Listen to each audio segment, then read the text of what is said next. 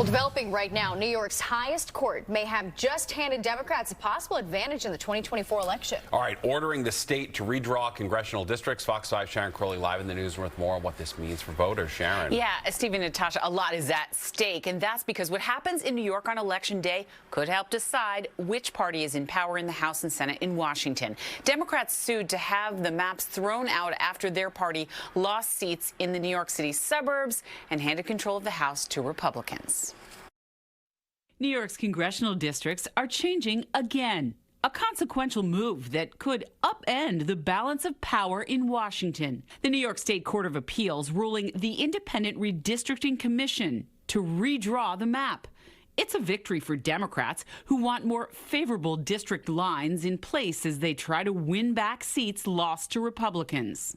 Democrats had argued that the lines that have been drawn and redrawn over the last year or so were done improperly and advantaged Republicans in ways that it should not have. Basil Smikle is a New York Democratic strategist. Any districts that are redrawn will likely benefit Democrats in three really key districts: the Michael Lawler district in Rockland, the Molinaro district in Dutchess County in the Hudson Valley, and the Esposito district in Long Island. Democrats, quite frankly, know that they can't win fairly at the ballot box, so they're trying to win elections in the courtroom. Long Island Republican Representative Anthony D'Esposito's seat is one of those that could be in jeopardy when the new congressional boundaries are set. They wanted the maps thrown out so they could gerrymander and create solid Democrat districts to try to diminish the stronghold that the Republicans have put in 2022. The Independent Redistricting Commission has until the end of February to submit its new map to lawmakers in Albany, where Democrats hold the majority. Common Cause New York is a nonpartisan, nonprofit government watchdog.